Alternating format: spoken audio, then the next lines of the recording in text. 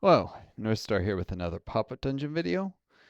Just another uh, bit of creator stuff. Heck, if I do much more of these, I might just split them onto a separate playlist. But this is going, I guess, in the Wizards for, shoot, I already have, yeah, maybe I will split them out off. It's getting, plus otherwise it'd be confusing to people if it ended all.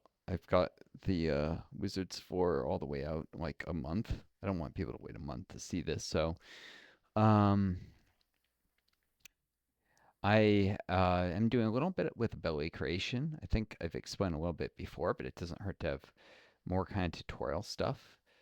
Um, some of this incidentally, when you create abilities or edit them, in this create version, I had it loaded up the ability I was working on last, which is Holy Bulwark, which is a custom version of, gosh, what was it called? I think it was Divine Shield,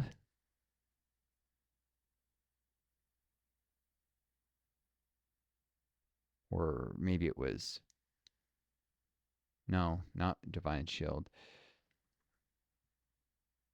but it was an absorb ability. It wasn't Shell or Tater Skin or Telekinetic. Blessed Bulwark, that's right. To replace some of my Paladin type characters. Um, Blessed Bulwark. This is different. Folks will notice.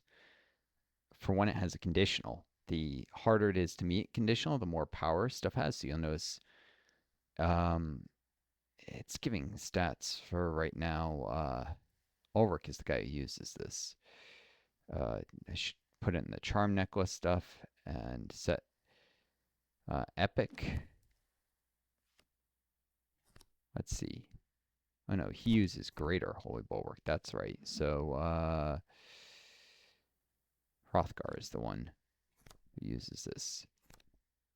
It should be power. It should be set rank Grandmaster because the version here. So give me accurate what it'll look like on this character. I have a greater holy bulwark for the paladin. And the condition is power level greater than equal to 42. But now you can see with the charm necklace effects active, he starts at power level of 55. Um, I set a new more powerful charm necklace, or rather, I upgrade my hammer charm so it provides more power, and now there's more power to be had.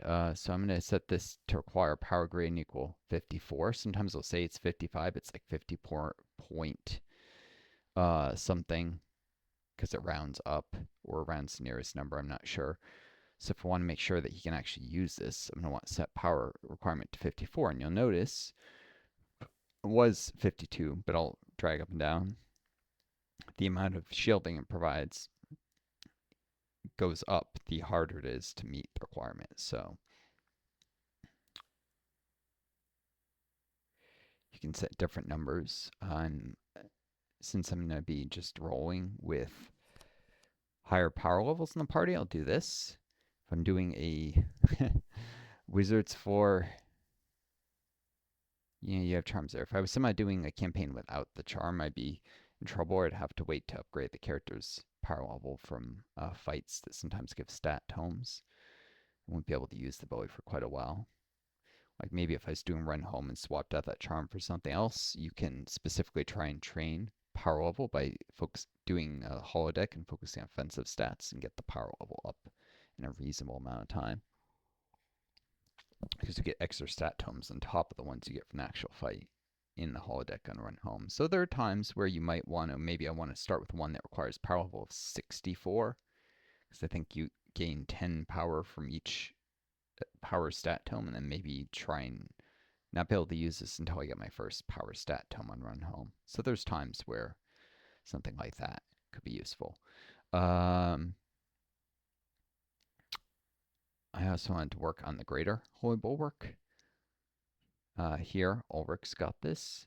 This is already set to use resistance. so it's not going to scale.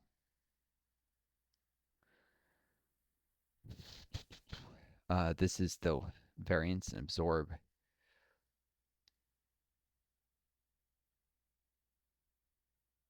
on the target. I'm going to increase the variance a little. I've been taking kind of baby steps on this, but on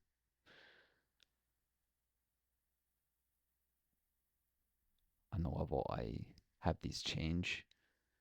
But this is basically so I use the ability and then I rolled real low on the shield, so I'm not happy with the, either on self shield.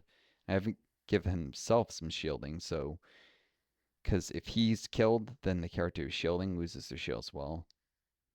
So it's better to split the two than to focus on just shielding an ally, and then the enemy will just focus on killing him. But if I'm not happy with what I rolled, then I can use the ability again. This allows me to adapt my strategy. Or I got some, and I'm sort of happy with it, but I don't want to take big risks with the character. Whereas if I rolled well, I'll say, okay, maybe I'll deploy this character more aggressively this turn, like move him further forward.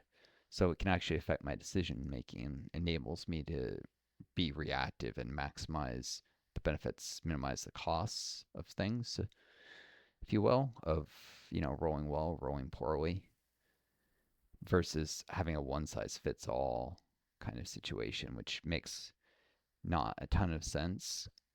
If something always does exactly the same, then there may be times where you can only really benefit from a really high roll, for instance, and a average or low roll is going to be useless. Like characters can get wiped otherwise. Variance is good in terms of actually winning fights. Now, Greater Zeal Strike, he doesn't actually start with. He gets it from Hrothgar here from Tactical Flexibility ability, which actually I'll show that. I'm starting to learn more advanced things in character design, and one of them, where is it? Is something like this: abilities that give other abilities. Then you have to, of course, design both of them. It can be more more expensive in terms of action points, but if you say deploy defensively and save up action points, you can use this to prepare maybe a turn where the enemy can't reach you, and actually draw your abilities then. And you can set to one of two different abilities so that one card can count as two. That can be useful in certain ways, since the character can always start with three abilities before they've gotten ability totems to give them a couple extra. They might pick up their fights. This can be useful right away, or sometimes only one of the abilities could possibly be useful, like certain enemies that really need spirit damage. So spirit strike, and I don't care that much about Greater Zeal, so I'll do this a couple times so I get a spirit strike.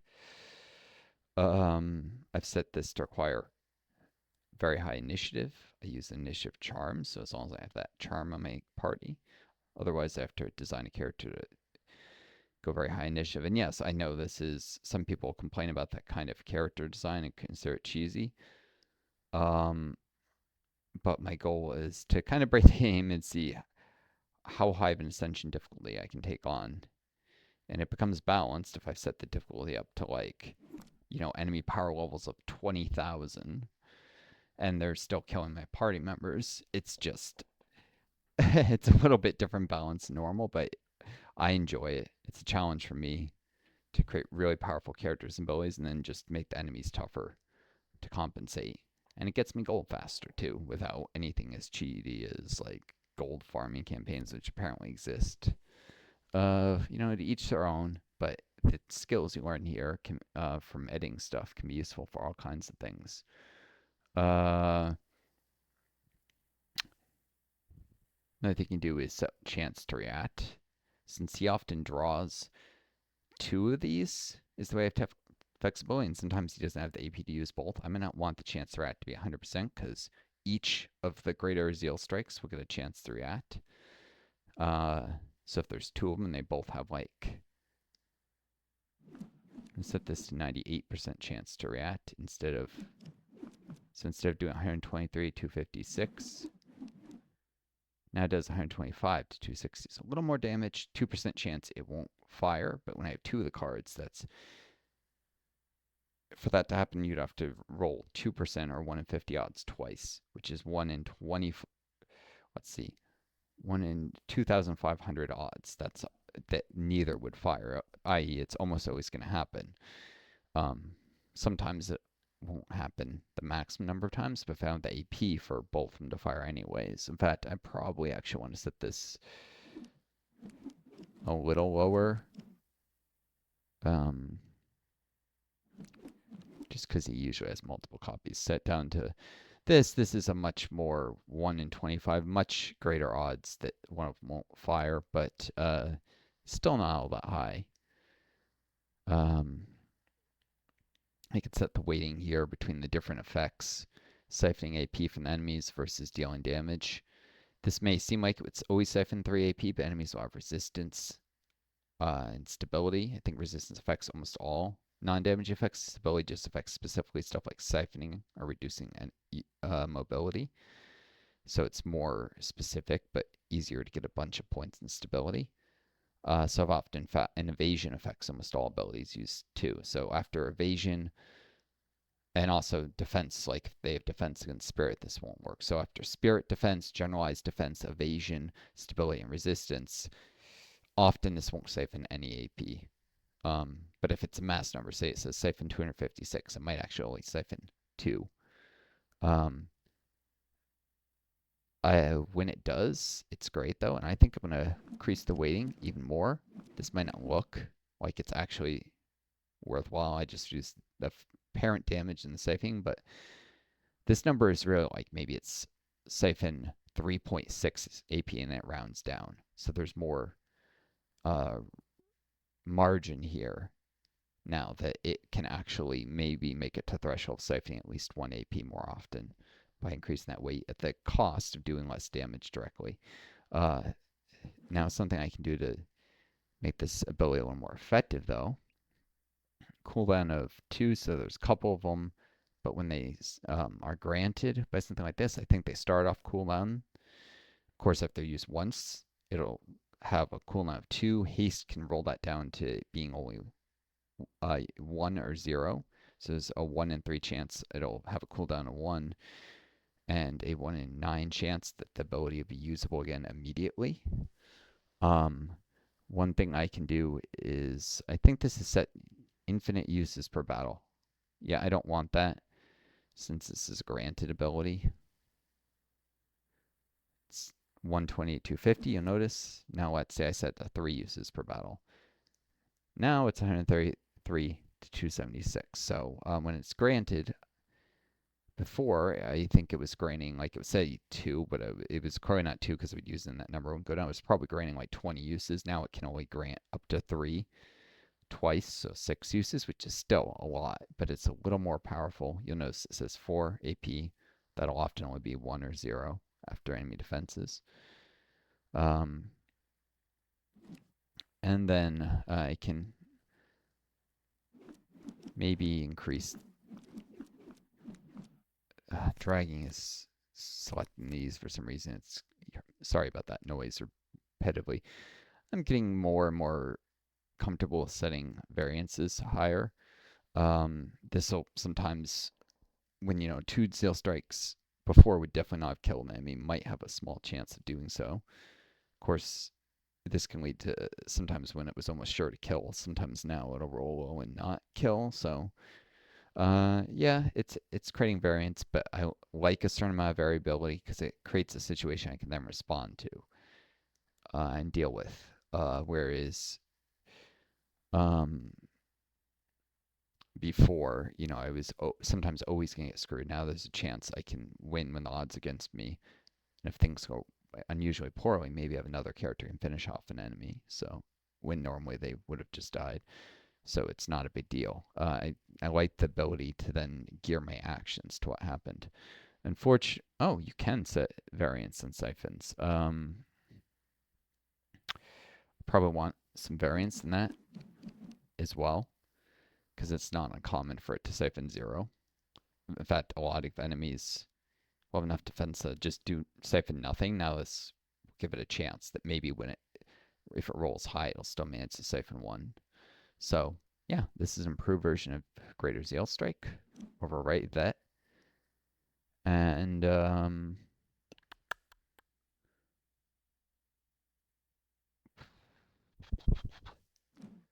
this does so little self-damage that I'm going to increase the variance all the way to 0.65.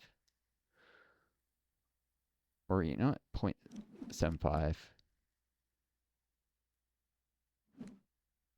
Sometimes, maybe if his shielding is very low, that'll push through the shield and he'll take a little health damage. But if he's got, say, Life Siphon, then he gets a chance to use Life Siphon to heal back up.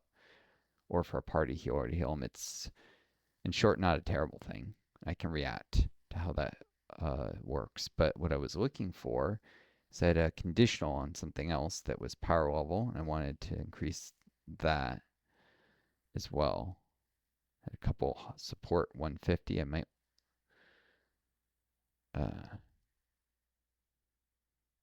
character I use that you start with more than 150 support, but then they get to sudden death and the support level drops. And so I'm balancing that versus they'll gain more support with stat tomes and trying to get to so that with not too much training they'll be able to use some of these abilities in sudden death mode. Although by the very sudden death their support level will drop to the point they still can't use them. So I don't necessarily want to. I mean, I could get really like I could set these to use initiative since the characters almost always have that, but then there are enemies who can lower your initiative. And that would allow them to just have even more abilities in the party. They could that one enemy could deactivate. So I'm trying to avoid a situation where I create a massive vulnerability, like encountering enemies who can lower my initiative, screwing my whole party up. Or there are a couple fights where you'll get a debuff for that whole fight where your party initiative be low. I'm already going to suffer, but I don't want to make those fights unwinnable. Let's see. This is Holy Strike. I have it on a couple of my characters. Yep. Increase the power level.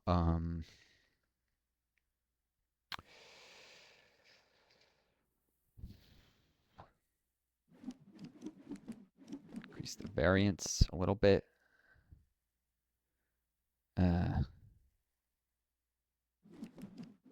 Needs to stop doing that. I think it's like an issue with the screen just being a little out of alignment or something because it was minimized before. When I reload the game, that should go away. Variance, weighting. I think I might want to slightly decrease the weighting on blunt.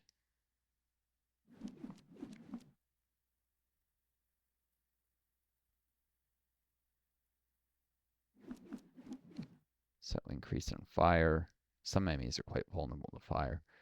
Blunt, there are enemies that are weak to, but it's far less common. So I'm making this ability a little more specialized. But when you do encounter those blunt enemies, there's a certain amount of damage. I think that's just getting canceled altogether. Defenses, it might just be reduced by percent. I think I want to give it a little more variance. A lot of times, this give it the chance of doing reasonable damage. But I want to increase variance a little on everything. This makes stability more variable, but again, I can respond to rolls that are high or low.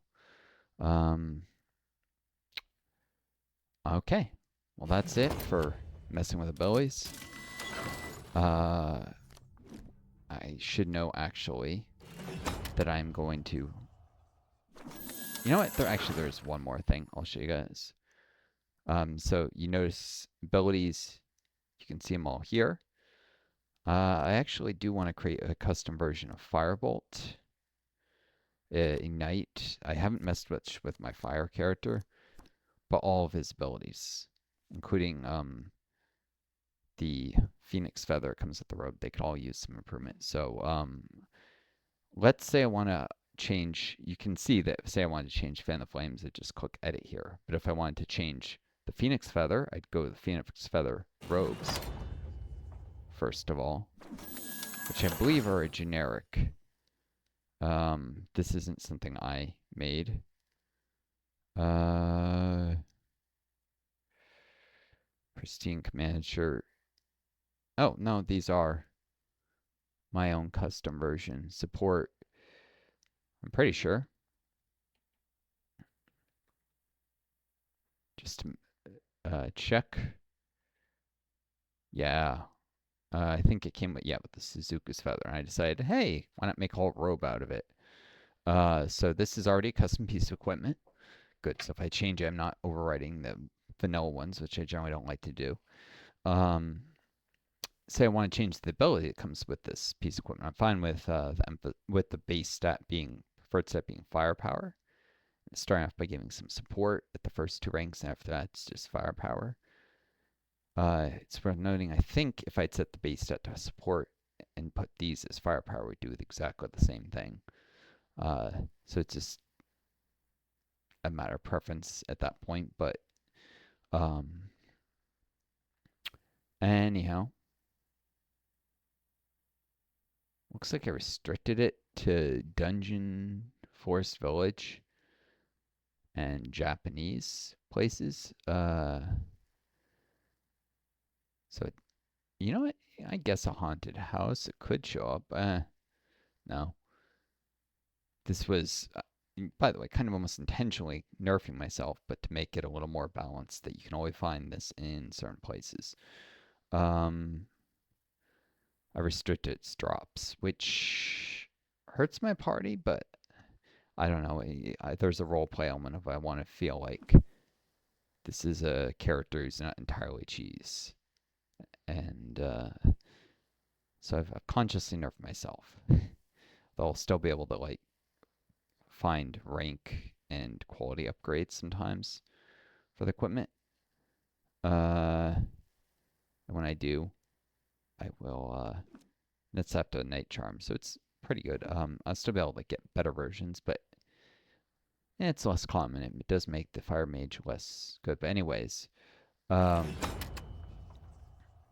if I wanted to edit this ability, the Phoenix Feather, which is definitely a generic ability, I just copied that um,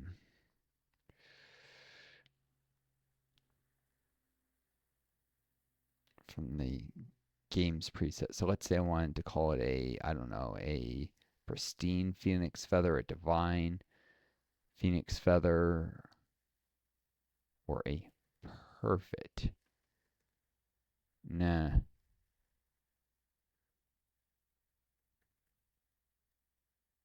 can't even fit the word pristine in there.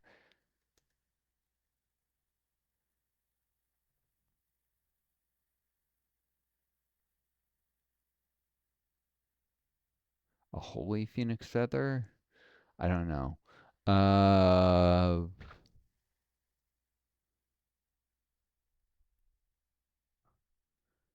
I need a name, but I want to say something like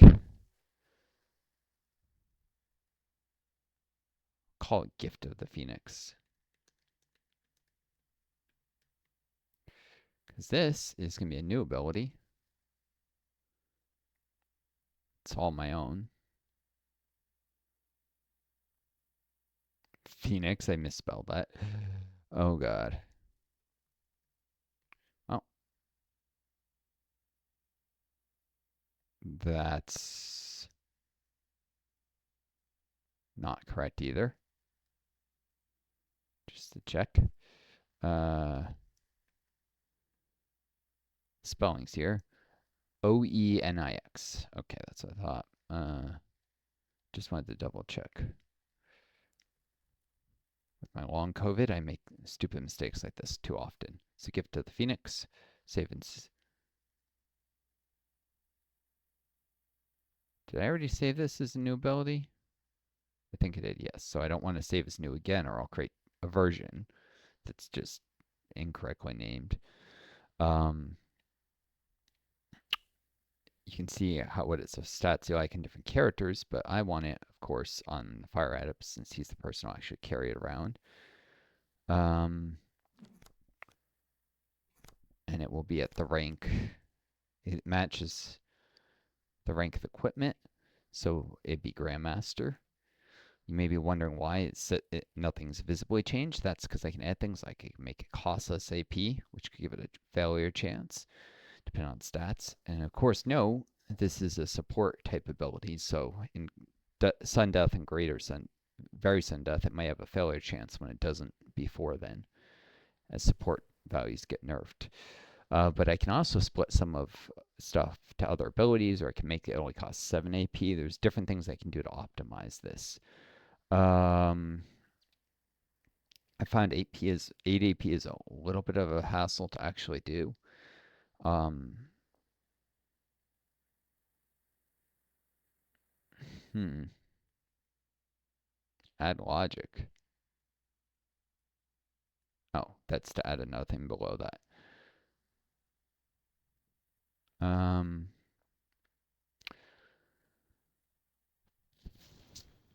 I could set it to be gated behind firepower, for instance. Let's just see if I create another condition and independent one, statistic threshold. Oh yeah, no, you can't set. You can't tie it to power type. It has to be overall power. Okay. Hmm. The easiest way to see if one thing is more powerful than another would be, let's say, action, hurt, damage.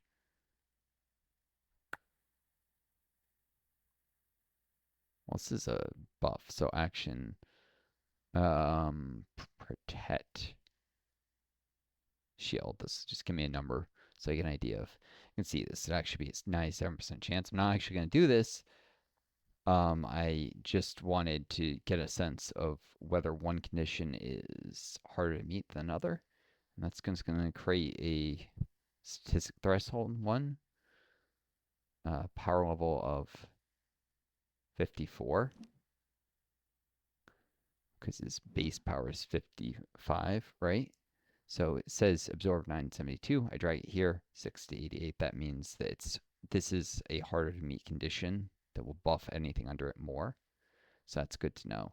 And not by a small amount. I think I'd like to reduce this to 7 AP. The reason for that is because a lot of times this character, he has 5 AP. It's saying he has 8, but why is it saying 8? Where's he getting that speed? Aim. No, that's 5. So a lot of times on one round he'll do Flame Blade, and the next round he'll do a Firebolt. So he's 7 AP. If it's 8, he's have to another ability. And a lot of times, actually, at that point, maybe I don't want to ignite an enemy. I just want to do a firebolt. This will then let him use 2 AP and revive someone. Uh, so it's a little easier to activate. It makes the ability a little less powerful. Um, there's room here for 2 more rows. You can have 4 things. That includes conditionals. I don't think I'd mind it hurting him a little bit, which will make it actually more powerful. Hurt, not target, but self, which will always make an ability more powerful. You know what? Just so you guys can see this, absorb damage, right? So it's 960, get rid of it's 912. So you can see how it actually is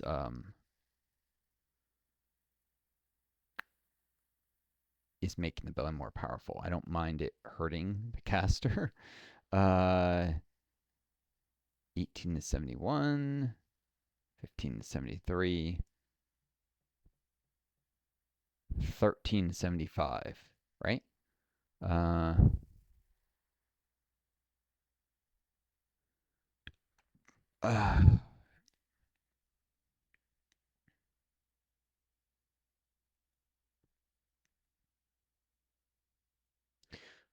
4 to 84.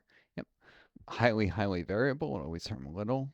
Um, the reason for this is to give him a chance to say life siphon, which you might want to give him life siphon if I know he's going to be fighting demons eventually anyways, deal with their damage reflect, but against other enemies, sometimes this will get through his shield if he was already hurt.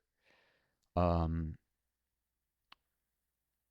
you can't set variance and revive, and I don't want the shield. It doesn't always seem to work. Like resurrecting a character and then shielding them, it's not gonna always work great. Um, Source magical resurrect friendly. It's set to enemy, revive enemy. Uh, that's not what you want to do. If you want to bring back a character under your control, you'd actually want to use the raise action. Where is it? Cumulative movement. Uh, Form duration. I would have sworn they would just have it show up, but instead there's like a million things. One of these should be called the raise action, if I can find it. Copy ability has status, guard, flavor, statistic.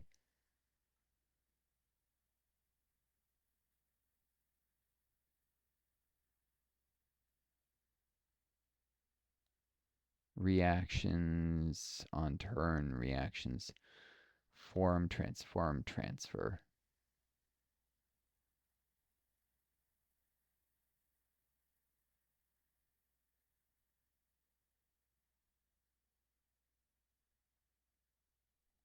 It might be that it's not.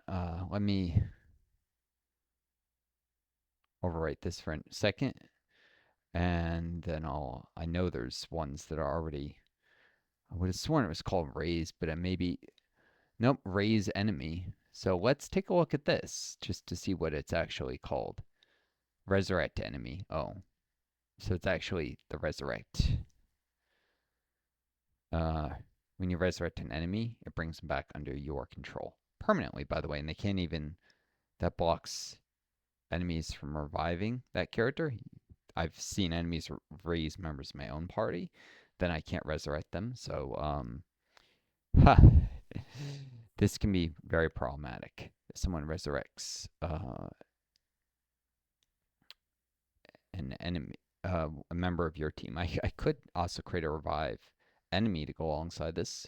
Maybe give it a low weight and have a chance of resurrecting random enemy with this ability that under my control to go along. Um, I'm iffy about that. Uh, I think I might want. He's got a whole robe of these. Huh, this actually even makes it do less damage to self. Interesting. Um, Increase the variance a little more and then just up to 83. Just max variance, right? By giving extra use, the ability is more likely to fail if the support's very low, but I'll be able to resurrect 3 team members in a really tough fight.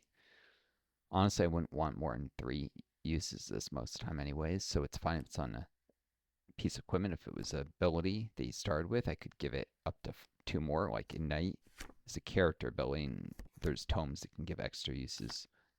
They cannot be used on equipment abilities. Like, I can't give them extra uses of that or this Fan the Flames. One of them is a character card ability that can be upgraded. The other is equipment associated and cannot. Um, the one that does more damage initially. This one can't be upgraded further. This one he starts with can. It can even be upgraded. It starts at lower rank, but it can eventually be made much more powerful and usable up to 5 times. So, yeah. Um, I could give it cooldown, but a lot of times when I actually want to resurrect party members, it's later in a fight after I've lost some party members and wean the enemy numbers to the point where I'm not just gonna have them immediately go right back down. Um, but maybe I've fallen back if this character is more mobile than enemies and useful against like a really slow enemy. And then I just want to resurrect a whole bunch of people real quick. So I probably don't want a cooldown on this ability. Um, I could give it an increased AP cost. Eh. But what I do I think want is give it some range. This will allow him to resurrect allies not just adjacent to him, perpendicular, but also on diagonals or 2 away in a perpendicular. so that I have a little more flexible with where party members are resurrect. That again makes the ability weaker and less reliable, but I should have enough spare power. And I still have one line. I can give it a secondary effect.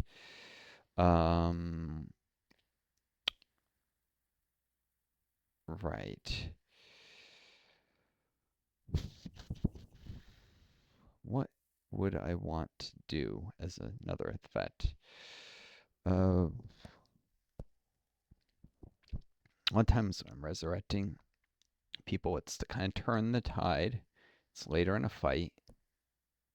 Um,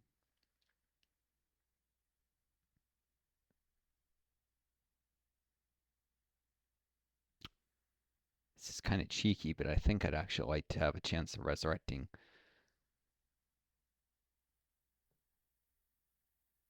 two allies. Uh, I want it to be reliable, that it always does at least one, so I'm going to put most of the weight on the first. Um, in fact, all the way to two. This is still not enough, so I'll reduce the weight of this. So this is 99% chance of resurrecting one, and then additional 22% roll of maybe resurrecting a second ally. I won't control where the second one positions if it happens. It'll just choose a tile adjacent to the other one, so it's a little less control, but if it's either going to be that or I wanted to do maybe a resurrect enemy. Let's see what happens to the chance to it's the same chance to succeed. That's interesting. Sometimes the enemies are useful to resurrect, sometimes they're not. It'll always resurrect the last person who died on a given team. So you don't have a lot of control over it. I think it's more reliable to just resurrect allies. And um, I'm going to reduce the weighting on this all the way to 4 or 5. Uh, this is going to ensure that the first in like sudden death still works. Of course, this is a very low chance to succeed on the second roll. Uh,